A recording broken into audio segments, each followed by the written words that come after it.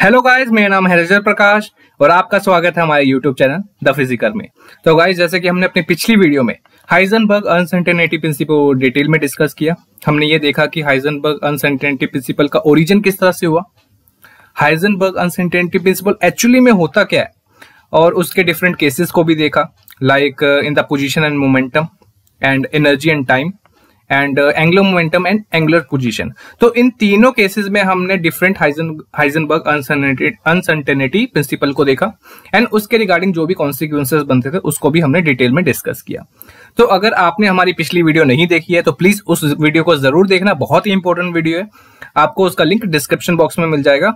और उसी के साथ साथ मैं आप लोगों को बता देना चाहता हूं कि हमारी पार्टिकल फिजिक्स की प्लेलिस्ट कंप्लीट हो चुकी है एंड अभी क्वांटम मैकेनिक्स की सीरीज कंटिन्यू हो रखी है, जिसमें हमने ओरिजिन ऑफ क्वांटम मैकेनिक्स को कवर अप कर लिया है। ये लास्ट है वीडियो जिसके ऊपर हम न्यूमेरिकल्स बना रहे हैं, उसके बाद हमारा वेव फंक्शन स्टार्ट हो जाएगा।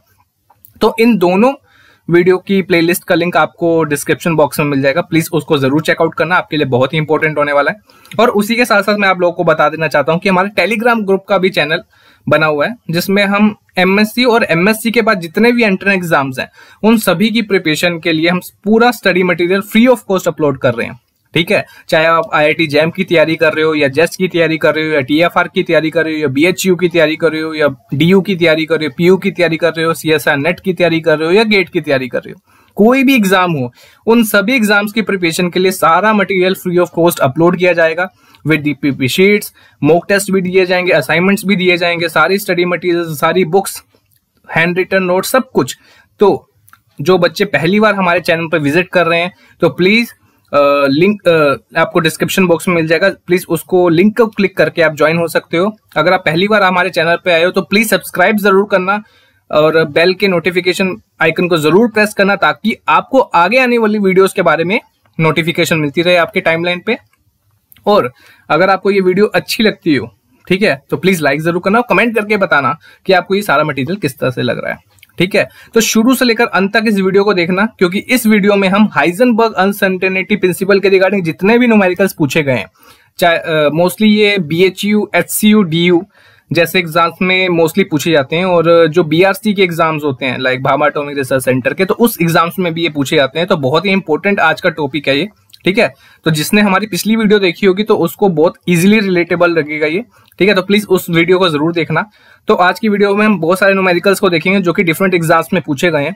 ठीक है, तो शुरू से लेकर अंत तक देखना, कुछ भी पार्ट स्किप मत करना, पूरे हर केसेस को हम देखेंगे जो जो हमने मेंशन किया था। ठीक है, तो without wasting any more time let's start the video. तो सबसे पहले पहला क्वेश्चन देख लेते हैं कि क्या बोला गया है।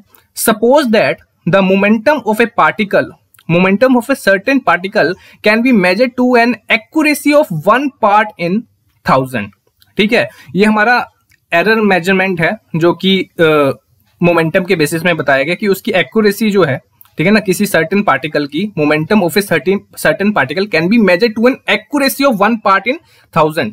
ठीक है, तो डेल्टा पी अपॉन पी हमें दे रखा है 1 अपॉन कितना 1000 के बेसिस पे। ठीक है, तो ये हम कैलकुलेट कर सकते हैं कि हमारा डेल्टा पी अपॉन पी किसके बराबर हो जाएगा, 10⁻³ के बराबर हो जाएगा। ठीक है, तो determine the minimum uncertainty in the position of the particle if the particle is, ठीक है, अनसर्टेनिटी किस में देखनी है, पोजीशन में, मतलब डेल्टा एक्स फाइंड आउट करना हमने। ठीक है, तो पार्टिकल पहला केस क्या है कि उसका मास गिवन रखा है 5 × 10⁻³ kg mass moving with the speed of 2 metre पर सेकेंड। पहले पार्ट को देख लेते हैं। ठीक है, सबसे पहले हमें मोमेंटम किसी सर्टेन पार्टिकल का दे रखा है जिसकी एक्यूरेसी कितनी है 1 part in 1000। तो डेल्टा पी अपॉन पी मतलब जितना चेंज हमारा मोमेंटम में हुआ है अपॉन टोटल मोमेंटम से हम करेंगे तो टोटल चेंज, नेट चेंज जो एरर मेजरमेंट है वो हम निकाल सकते हैं मोमेंटम का। तो डेल्टा पी अपॉन पी की फॉर्म में हमने लिख लिया, जो कि हमें कितना दे रखा है 1/1000, जो कि हम 10⁻³ की फॉर्म में लिख सकते हैं। ठीक है, इसको रीअरेंज करके कुछ इस तरह से लिख सकते हैं, delta P is equal to 10⁻³ into P, है ना, पी जो डिनोमिनेटर में था ऊपर चला गया, ठीक है, मल्टीप्लाई हो गया, क्रॉस मल्टीप्लाई, और पी तो पता है आपको क्या होता है, मोमेंटम, है ना, और मोमेंटम का फॉर्मूला क्या होता है, एमवी, मास इंटू वेलोसिटी। तो यही यहां पर चीज लिख दी हमने। ठीक है, इज इट क्लियर? जो गिवन था उसको हमने पहले इलेबोरेट करके लिख लिया। अब हमने फाइंड आउट क्या करना है, अनसर्टेनिटी इन द पोजीशन, ठीक है, वो देखना है। ठीक है, तो उसका पहला फॉर्मूला लिख लेते हैं, डेल्टा एक्स, हमें पता है क्या होता है अनसर्टेनिटी का रिलेशन, डेल्टा एक्स, ठीक है, delta X into delta P. Okay, तो ये हमारा था क्या, greater than equal to H cut by two, है ना, एच कट बाई टू था ना, तो बस ये लिख लिया। और एच कट किसके बराबर होता है, एच अपॉन टू पाई के, है ना। तो जस्ट हमने इस चीज को यहाँ पर इलेबोरेट किया और कुछ नहीं किया, ठीक है। डेल्टा पी हमें पता है, रीअरेंज करके नीचे लिख लिया। डेल्टा एक्स निकालना है तो यहाँ पर बस वो चीज यहाँ पर लिख ली, मिनिमम अनसर्टेनिटी निकालनी है, डेट्स यहाँ पर डेल्टा एक्स मिनिमम लिखा है, ठीक है। तो एच अपॉन टू पाई, और टू तो था ही हमारे पास, तो यहाँ 4 पाई हो गया, है ना। और डेल्टा पी किसके बराबर है, यहाँ पर डेल्टा पी किसके बराबर है, 10⁻³ MV, तो यहाँ पर -3 MV ये भी आ गया, ठीक है। तो फॉर्मूला तो बन गया। अब हमने क्या पुट करना है, मास, जो कि हमें गिवन है पहले इक्वेशन में, ठीक है। मास कितना गिवन है, 5 × 10⁻³ जो कि यहाँ पर हम पुट कर देंगे, ठीक है। m नोट यहाँ पर मेंशन है, जो कि स्मॉल मास के लिए डिनोट किया गया है। तो यहाँ पर मास की वैल्यू आप पुट कर दोगे 5 × 10⁻³, ठीक है। वेलोसिटी कितनी गिवन है, 2 मीटर पर सेकंड, ठीक है। तो ये वैल्यू यहाँ पर पुट कर देंगे v की, है ना। h आपको पता है प्लैंक कांस्टेंट होता है, उसकी वैल्यू क्या होती है, 6.634 × 10⁻34 जूल सेकंड, ठीक है। तो ये सारी वैल्यूज को अगर आप पुट कर दोगे तो आपका फाइनल आंसर क्या आ जाएगा, जो मिनिमम अनसर्टेनिटी होगी आपकी पोजीशन में फॉर द मास 5 × 10⁻³ kg, वो क्या आ जाएगा, 5.28 × 10⁻20 आर्मस्ट्रॉन्ग, ठीक है। तो ये आपका फाइनल आंसर आ जाएगा गाइस, अगर आप मास इस केस के लिए निकालेंगे तो, ठीक है। अब सेकंड केस के लिए हम अनसर्टेनिटी निकालेंगे पोजीशन में, जो कि है एक इलेक्ट्रॉन के लिए जो कि मूव कर रहा है विद द स्पीड 1.8 × 10⁸ मीटर पर सेकंड, ठीक है। अब इलेक्ट्रॉन की बात हो रही है दोस्तों, तो रिलेटिविस्टिक मास लेंगे, इस केस में नॉर्मल मास नहीं लेंगे, क्योंकि इलेक्ट्रॉन की जो स्पीड होती है अप्रोक्सीमेटली स्पीड ऑफ लाइट को अप्रोच कर रही होती है। आपको पता है स्पीड ऑफ लाइट कितनी होती है, 3 × 10⁸ मीटर पर सेकंड, और यहाँ पर कितनी स्पीड है, लगभग आधी से थोड़ी ज्यादा है ना, 1.5 से ज्यादा है, मतलब 1.8 × 10⁸ पर मीटर सेकंड, मतलब स्पीड ऑफ लाइट को अप्रोच कर रही है। तो इस केस में मास बढ़ेगा, रिलेटिविस्टिक मास का इक्वेशन लेना पड़ेगा, यहाँ पर नॉर्मली m नोट नहीं लेंगे, ठीक है। तो आप देख सकते हो सारा फॉर्मूला सेम रहेगा, ये वाला फॉर्मूला पूरा सेम रहेगा। जस्ट हमने क्या कर दिया, हमने m की जगह क्या लिख देंगे, m = m नोट √1 - v²/c²। आपको रिलेटिविस्टिक मास तो पता ही है, ये सारी रिलेशंस हमने पहले भी डिस्कस किए रखे हैं, है ना। जस्ट हमने यहाँ पर वही किया, m नोट / √1 - v²/c²। v की वैल्यू आपको गिवन है, जो कि ये है ना। मास आपको गिवन है, इलेक्ट्रॉन का वैसे भी मास पता है, 9.1 × 10⁻31 kg, है ना। तो प्लैंक कांस्टेंट आपको पता है, सारी वैल्यूज को पुट करोगे तो आपका आंसर आ जाएगा 2.57 आर्मस्ट्रॉन्ग, ठीक है। तो दोनों पोजीशन आपने निकाली अनसर्टेनिटी की with the help of Heisenberg uncertainty principle, ठीक है। बहुत ही आसान क्वेश्चन था, जस्ट आपको पता होना चाहिए कि कौन सा रिलेशन लगाना है, कितना मास गिवन है और कहां पर किसको क्या पुट करना है, ठीक है। Is it clear? चलिए आगे मूव करते हैं।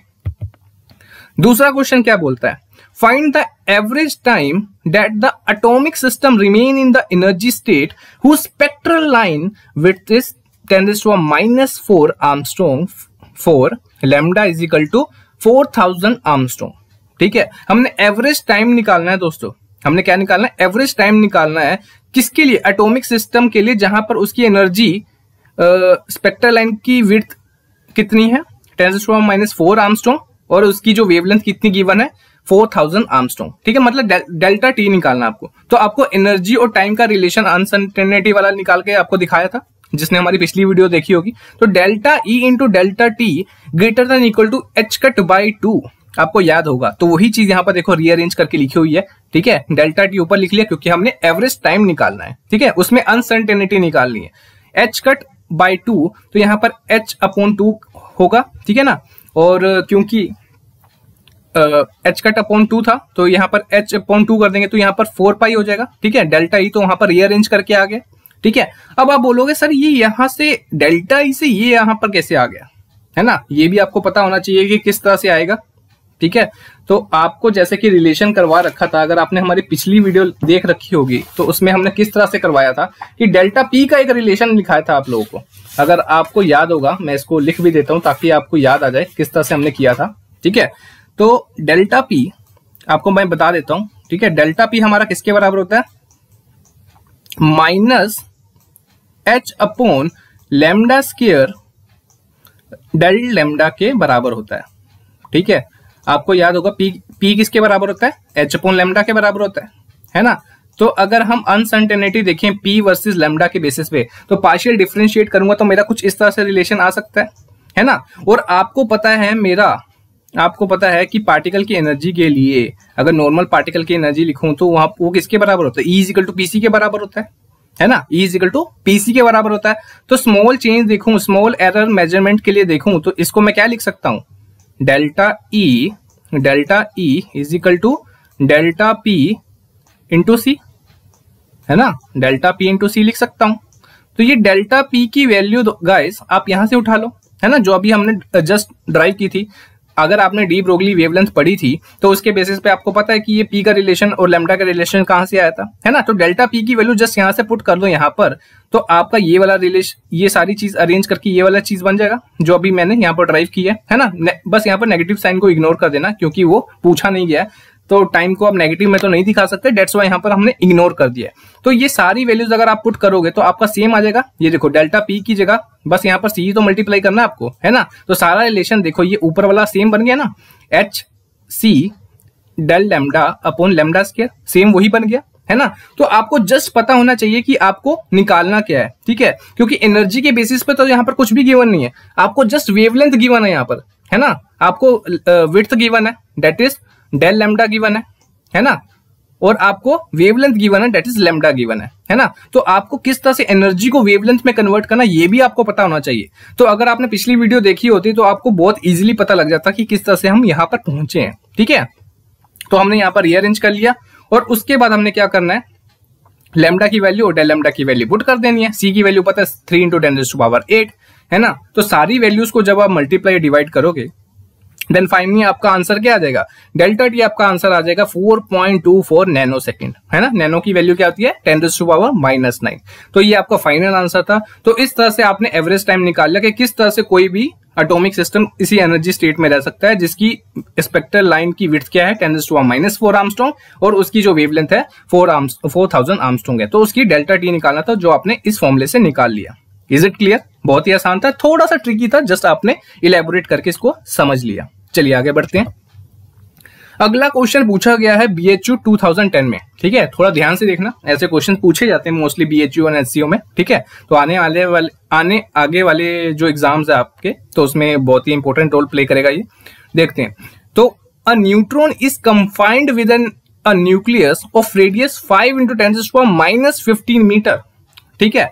एक न्यूट्रॉन है जो कि एक न्यूक्लियस में कन्फाइंड है जिसका रेडियस कितना गिवन है 5 इंटू 10⁻⁻15 मीटर। तो पूछा क्या है the minimum uncertainty in the momentum of the nucleon, है ना। डेल्टा R पूछा है, ठीक है, सॉरी डेल्टा P पूछा है, मोमेंटम की अनसर्टेनिटी पूछी है न्यूक्लियन की, ठीक है। तो मास गिवन आपको है 1.67 इंटू 10⁻⁻27 जो कि प्रोटॉन का होता है ना। और H कट की वैल्यू गिवन है 1.054 इंटू 10⁻34 जॉल सेकेंड, ठीक है, इसकी वैल्यू भी गिवन है।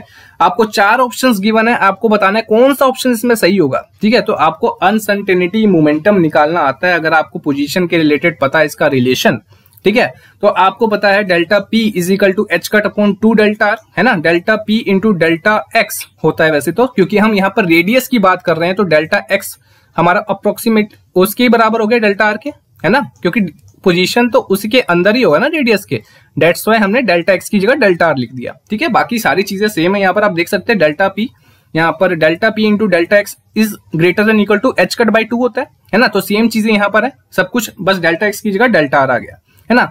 H की वैल्यू गिवन है 1.054 इंटू 10⁻34 ये पुट कर दिया है।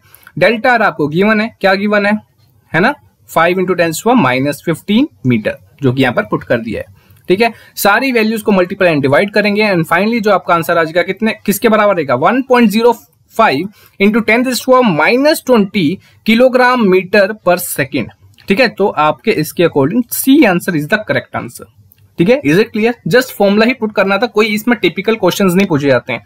आपको फॉर्मूला पता होगा, जस्ट अप्लाई करना है, क्या गिवन है उसके अकॉर्डिंग आपने आंसर को देख लेना है। Is it clear? चलिए आगे मूव करते हैं। तो BHU 2012 में पूछा क्या क्वेश्चन है गाइस, देखते हैं क्या बोल रहा है, ठीक है। The uncertainty relation holds for the following situation, okay. तो कौन से ऑप्शन सही हो सकते हैं इसमें? पहला ऑप्शन क्या कह रहा है, होल्ड्स फॉर पार्टिकल ओनली, क्या ये पार्टिकल के लिए खाली होल्ड करता है अनसर्टेनिटी प्रिंसिपल? दूसरा option does not hold for microscopic particle, मतलब छोटे पार्टिकल्स, क्वांटम रेलम वाले पार्टिकल्स जिसका साइज बहुत ही छोटा होता है उसके लिए होल्ड नहीं करता ये, ठीक है। थर्ड ऑप्शन क्या बोलता है, holds for both microscopic and macroscopic particles, दोनों के लिए होल्ड करता है, ठीक है। And fourth one is depends upon the nature of particle, उसके नेचर पे डिपेंड करता है। तो आपको पता है दोस्तों कि हाइजेनबर्ग अनसर्टेनिटी प्रिंसिपल दोनों के लिए होल्ड करता है।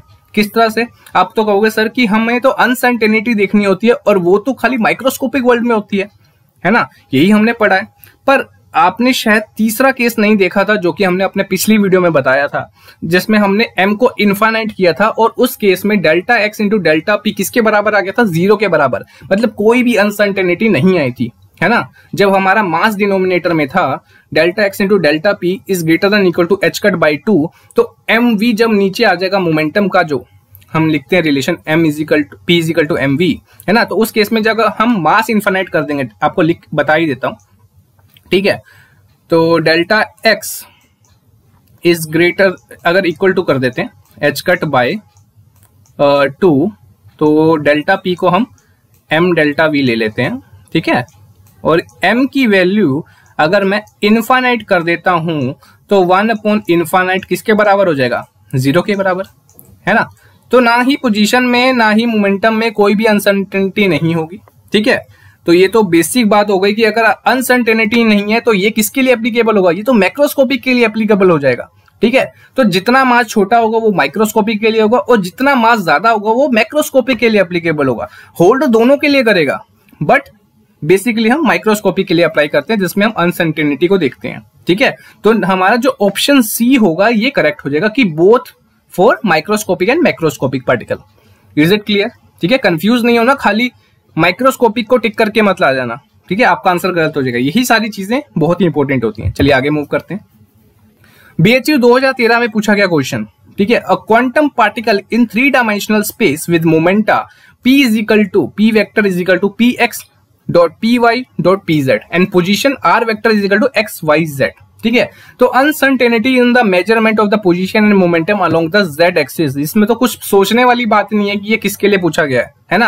आपको 3 डायमेंशनल केस के लिए अपनी पिछली वीडियो में हमने दिखाया था कि delta x, delta y, delta z, ये x, y और z डायमेंशन रिस्पेक्टिवली हमने सभी अनसर्टेनिटी प्रिंसिपल्स को देखा था। तो अलोंग z एक्सिस की बात हो रही है तो ये डी ऑप्शन आप देख ही सकते हैं, delta z into delta P Z is greater than equal to h cut, है ना। तो ये वाला रिलेशन बिल्कुल सही है, ठीक है। ये कोई इसका इलेबोरेशन भी जरूरत नहीं था, जस्ट आपको पता है कि z डायरेक्शन के अलोंग तो अनसर्टेनिटी तो z के अलोंग ही देखेंगे और उसका मोमेंटम भी z के अलोंग ही देखेंगे, है ना, अनसर्टेनिटी के लिए। तो ये जो हमारा ऑप्शन डी है ये बिल्कुल सही है, ठीक है। इसमें कुछ सोचने वाला नहीं था, बहुत ही इजी क्वेश्चन था। चलिए आगे मूव करते हैं। बीएचयू 2013 में पूछा गया क्वेश्चन, ठीक है, an electron is confined to a box of length 10⁻⁻8 metre, ठीक है। तो एक इलेक्ट्रॉन है जिसका जो कि एक बॉक्स में कॉन्फाइंड है जिसका लेंथ कितना है 10⁻⁻8 मीटर। हमने क्या कैलकुलेट करना है, calculate the minimum uncertainty in its velocity, delta V calculate करना है दोस्तों।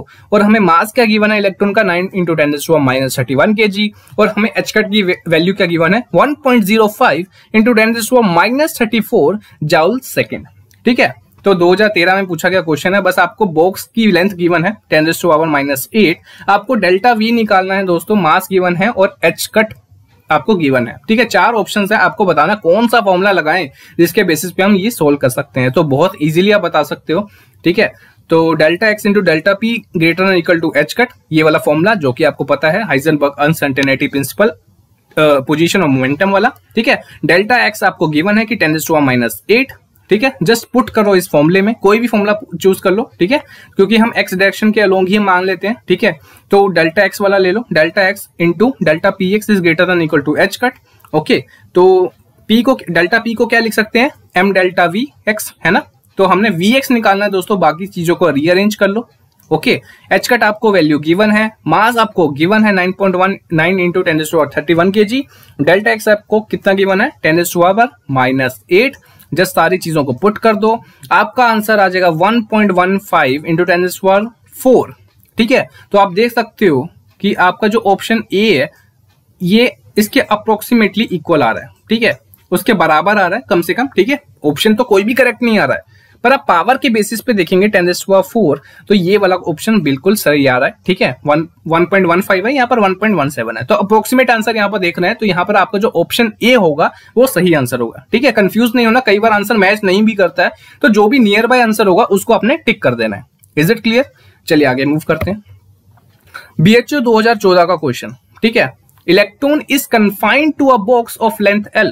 एक इलेक्ट्रॉन है जो कि एक बॉक्स में, जिसकी लेंथ कितनी गिवन है? L, ठीक है। If length of the box changes to 2L, how would the uncertainty of the momentum change, ठीक है।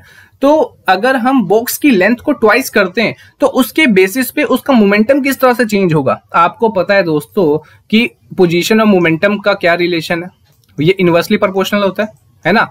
जो आपका पोजीशन और मोमेंटम होता है क्या होता है? इनवर्सली प्रोपोर्शनल तो होता है। Delta X into delta P is greater than equal to h cut by 2। तो x और p तो एक दूसरे के इनवर्सली प्रोपोर्शनल है। अगर आपकी लेंथ ट्वाइस हो गई, तो आपका मोमेंटम क्या हो जाएगा? हाफ नहीं हो जाएगा, ठीक है, क्योंकि ये तो इनवर्सली प्रोपोर्शनल है, तो आपको कुछ सोचने की जरूरत नहीं है। तो इस केस में the uncertainty of the momentum will be half, B option will be correct answer. Is it clear? बहुत ही आसान था, बस आपको रिलेशन के अकॉर्डिंग यहां पर मोमेंटम को चेंज करना था। चलिए आगे बढ़ते हैं। Assume that the uncertainty in the location of a particle is equal to its de Broglie wavelength। मतलब डेल्टा एक्स की वैल्यू क्या गिवन है दोस्तों? लैम्डा के बराबर है। लैम्डा किसके बराबर होता है? h/mv, है ना। डी ब्रोगली वेवलेंथ आपको याद होगा, हमने किया हुआ है, ठीक है। जिसने नहीं देखा हमारे प्लेलिस्ट में जरूर चेकआउट कर लेना। Calculate the uncertainty in the velocity of the particle. Again we, delta V calculate करना है, तो कौन सा रिलेशन लगा लें? Delta X into delta P is greater than equal to h cut, ठीक है। ये वाला रिलेशन लगा सकते हैं, क्योंकि डेल्टा पी से तो हमें क्या निकलेगा? डेल्टा वी निकलेगा। क्यों? क्योंकि डेल्टा पी किसके बराबर होता है? एम वी के बराबर, है ना। तो उसी के बेसिस पे हम निकाल सकते हैं। देखिए आंसर किस तरह से हमने एलेबोरेट किया। According to the Heisenberg uncertainty principle, delta X into delta P is equal to h cut, है ना। और डेल्टा पी को क्या लिख सकते हैं हम? m डेल्टा वी लिख सकते हैं। तो हमने लिख दिया इसको, क्योंकि डेल्टा वी तो निकालना हमने, उसी में तो अनसर्टेनिटी देखनी हमने, है ना। और गिवन क्या है हमें कि हमारा जो चेंज इन जो uncertainty in the position is equal to the de Broglie wavelength, है ना, ये वाला। और डी ब्रोगली वेवलेंथ किसके बराबर है? h/mv। तो हमने इसको यहाँ पर पुट कर दिया, है ना। तो सारी चीजों को हमने पुट कर दिया, एंड डेल्टा वी हमारा किसके बराबर आ जाएगा दोस्तों? h cut upon m lambda, ठीक है। यहाँ पर डेल्टा एक्स को हमने लैम्डा के डी ब्रोगली वेवलेंथ के बराबर कर दिया, और वी डी ब्रोगली वेवलेंथ को फर्दर हमने एक्सपेंड किया h/mv के बेसिस पे, ठीक है। और h कट को हम क्या लिख सकते हैं? h/2π, है ना। h कट को हम क्या लिख सकते हैं? h/2π। ये तो आपको पता ही है। तो जस्ट हमने h कट जाएगा यहाँ पर, ठीक है। और यहाँ पर आपके पास क्या बचेगा? m से m भी कट जाएगा यहाँ पर। तो यहाँ पर फाइनली आपके पास बचेगा v/2π, ठीक है। तो यही आपका करेक्ट आंसर है, ठीक है। HCO में भी सेम क्वेश्चन पूछा गया था, ठीक है। तो वहां पर भी ऐसे क्वेश्चंस आते हैं, जस्ट आपको पता होना चाहिए डी ब्रोगली रिलेशन, और आपको वहां पर अनसर्टेन जो भी पूछा गया जिसके बेसिस पे आपको इक्वेट करना, पुट करो, एंड फाइनली रिलेशन को यूज करके जो भी पूछा गया है वो निकाल लो। Is it clear? चलिए आगे मूव करते हैं। नेक्स्ट क्वेश्चन क्या बोल रहा है? The speedometer of a 180 kg vehicle reads 72 km per hour at a particular instant। ठीक है, कोई भी एक स्पीडोमीटर है, एक व्हीकल है जिसका मास कितना है 180 kg, और वो 72 किलोमीटर पर आवर की स्पीड से मूव कर रहा है। ठीक है, स्पीडोमीटर में ये डिफ्लेक्शन शो कर रहा है। The readings are known to have an accuracy of plus minus two kilometre पर आवर। ठीक है, तो ये एरर बताया गया है कि इतना ये एरर शो कर सकता है स्पीड पर आवर के बेसिस पे स्पीडोमीटर में। ठीक है, तो what would be the minimum uncertainty in the position at that instant according to the Heisenberg uncertainty principle. ठीक है, तो उसने बोला है कि बताओ कि कितनी पोजीशन में अनसर्टेनिटी आने के चांसेस है according to the given conditions और गिवन इंफॉर्मेशंस। ठीक है, तो आपको क्या पता है? आपको वेलोसिटी पता है, आपको मोमेंटम पता है, ठीक है, आपको एरर मेजरमेंट भी दिया है, तो आपको क्या निकालना है? जस्ट कि मिनिमम अनसर्टेनिटी निकालनी है पोजीशन में। ठीक है, तो आपको मोमेंटम पे पहले मोमेंटम की अनसर्टेनिटी निकाल लेनी है, क्योंकि आपको मास भी गिवन है, वेलोसिटी भी गिवन है ना। तो डेल्टा पी एक्स किसके बराबर होता है दोस्तों? Delta P x is equal to delta M V, है ना, क्योंकि पी किसके बराबर होता है? एम वी के बराबर। तो आप क्या लिख सकते हैं? एम डेल्टा वी एक्स, क्योंकि एक्स डायरेक्शन में मूव कर रहे हैं, सपोज कर लेते हैं वन डायमेंशनल है, ठीक है, एक्स एक ही डायरेक्शन में मूव कर रहे हैं, तो डेल्टा वी एक्स ले लिया। यहाँ पर एम की वैल्यू गिवन है दोस्तों आपको 180 केजी यहाँ से हमने पुट कर ली है ना, 180 केजी यहाँ से ले लिया। और डेल्टा वी एक्स की वैल्यू दोस्तों 2 किलोमीटर पर आवर ये आपको गिवन है। The readings are known to have an accuracy of +- 2 kilometre पर आवर। ठीक है, डिफ्लेक्शन शो कर रहा है, अनसर्टेनिटी है वेलोसिटी में थोड़ी, तो वो +-2 मतलब माइनस में भी हो सकता है प्लस में भी डिफ्लेक्ट हो रहा है। तो यहाँ पर डेल्टा वी एक्स की वैल्यू क्या आ गई 2 किलोमीटर पर आवर। तो इसको मल्टीप्लाई कर देंगे दोस्तों तो आपका 100 किलोग्राम पर मीटर पर सेकंड के बराबर आ जाएगा। ठीक है, इज इट क्लियर? तो यहां से अगर आप पोजीशन में अनसर्टेनिटी निकालना चाहते हो, ठीक है, यहाँ पर 360 आएगा दोस्तों। ठीक है, यहाँ पर थोड़ी सी गलती है, 180 इंटू 2 करेंगे तो यहाँ पर 360 आ जाएगा। ठीक है, यहाँ पर 360 कर लो।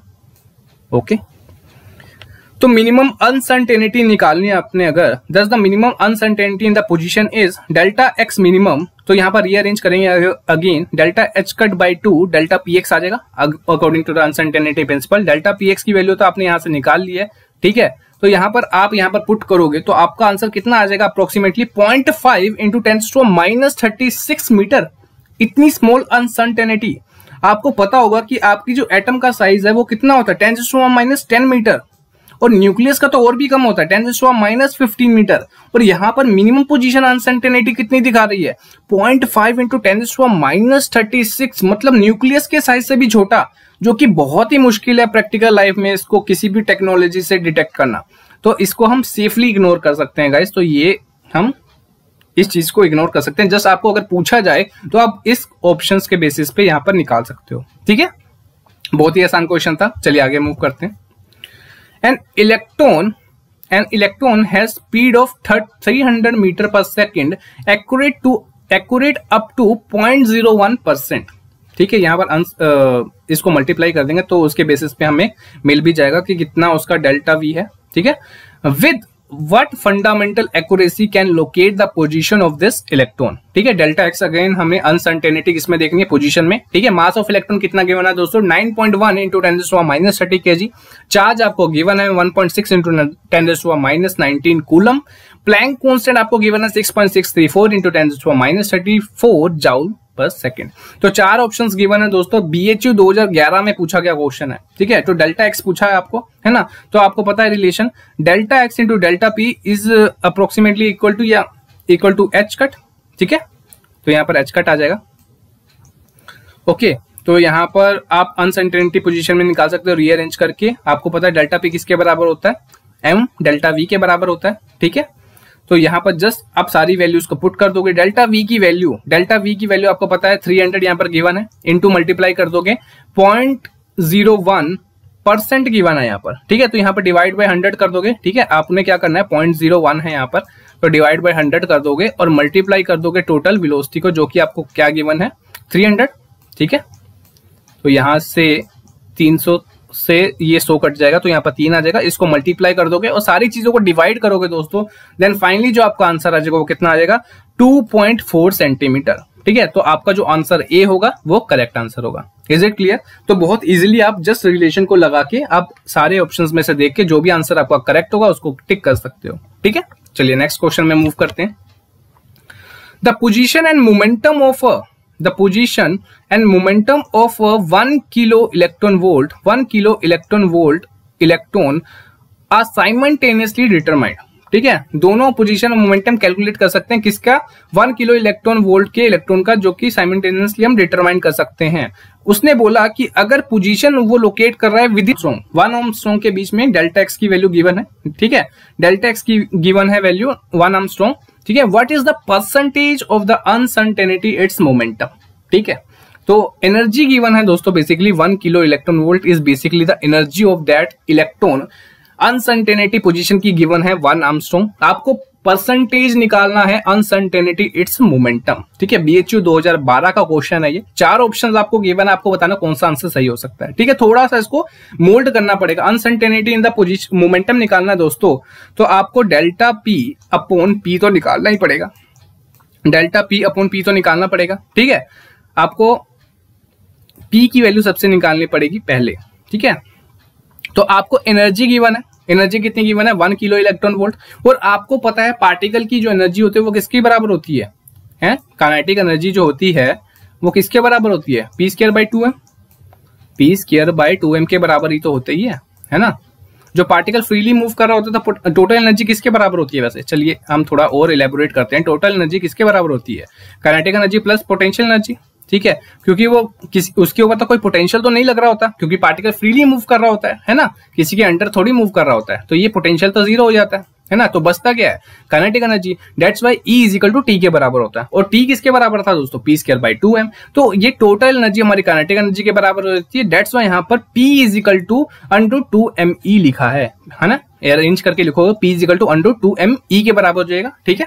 यहाँ पर 2 इंटू 9.1 इंटू 10⁻31 जो कि मास ऑफ इलेक्ट्रॉन होता है, ठीक है, और यहाँ पर 1 किलो इलेक्ट्रॉन वोल्ट है, तो इसको थोड़ा सा तोड़ेंगे, ठीक है। तोड़ना किस तरह से, किलो का क्या होता है 10⁻3, इलेक्ट्रॉन है तो 1.6 इंटू 10⁻19, सभी का अंडर रूट कर दोगे तो आपका फाइनल आंसर क्या आ जाएगा, 1.70 इंटू 10⁻24 किलोग्राम मीटर पर सेकेंड के बराबर आपका आ जाएगा मोमेंटम, ठीक है। अब निकालना अपने minimum uncertainty in the momentum, क्योंकि आपको परसेंटेज निकालना है अनसर्टेनिटी मोमेंटम का, तो आपने पी तो निकाल लिया, अब डेल्टा पी भी निकालना पड़ेगा, ठीक है। और आपको पता है relation delta P into delta X is equal to H cut के बराबर होता है। तो यहां पर हमने डेल्टा पी ऊपर रख लिया, बाकी सारी चीजों को रीअरेंज कर लिया।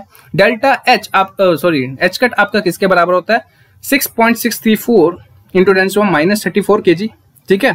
और यहां पर आपका, ठीक है, एच कट हमारा h बाई 2 के बराबर होता है, h/2 पाई के बराबर होता है। तो यहाँ पर h की वैल्यू जो कि प्लैंक्स कांस्टेंट है 6.634 इंटू 10⁻34, 2 पाई नीचे आ गया, और डेल्टा x जो कि आपको 1 आर्मस्ट्रॉन्ग गिवन था दोस्तों, जस्ट आपने यहाँ पर वैल्यू पुट की, ठीक है, और आपका जो फाइनल आंसर आ गया डेल्टा पी की वो 10.5 इंटू 10⁻25 किलोग्राम मीटर पर सेकंड के बराबर हो गया, ठीक है। तो आपको डेल्टा पीवी मिल गया, पीवी मिल गया, है ना। तो जस्ट इसको डिवाइड करो और मल्टीप्लाई कर दो 100 से, तो आप निकाल लोगे अनसर्टेनिटी आपका मोमेंटम का, ठीक है। तो आपका अप्रोक्सीमेटली आंसर आ जाएगा 61.76। तो ये आपका जो सी आंसर है आप देख सकते हो, अप्रोक्सीमेटली इसका आंसर इसके इक्वल ही आ रहा है, ठीक है, क्योंकि यहाँ पर 61.73 है, यहाँ पर 76 है, तो अप्रोक्सीमेटली इक्वल है, बाकी सारे आंसर तो बहुत ही छोटे हैं, ठीक है। तो ये बेस्ट आंसर है आपका। कई बार आंसर आपको ऐसे आगे पीछे भी हो सकते हैं, बट अगर आपने फॉर्मूला सही लगाया है और सब कुछ आपका ठीक है तो अप्रोक्सीमेट आंसर ही आपका नेक्स्ट ऑप्शन हो सकता है, ठीक है। तो ध्यान से इन सभी चीजों को टिक करना ताकि आपकी कोई गलत होने के चांसेस बहुत ही कम हो।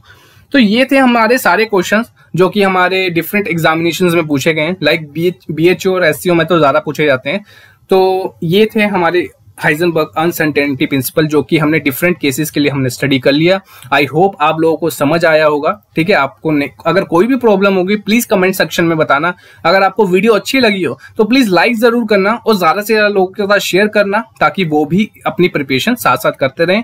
और अगर आप अभी तक आपने चैनल को सब्सक्राइब नहीं किया तो प्लीज सब्सक्राइब कर लीजिए, ठीक है, और बेल आइकन को जरूर प्रेस करना ताकि आपके टाइमलाइन पे वीडियोस आती रहे। तो मिलता हूं आपको नेक्स्ट सेशन में जिसमें हम वेव फंक्शंस को पढ़ेंगे, ठीक है, और धीरे धीरे करके श्रोडिंगर वेव इक्वेशन और उसके सभी प्रॉब्लम्स को देखेंगे और उसके रिगार्डिंग जितने भी ट्रिक्स बनेंगी उन सभी को डिटेल में डिस्कस करेंगे। तो मिलते हैं आपको नेक्स्ट सेशन में। Till then good bye.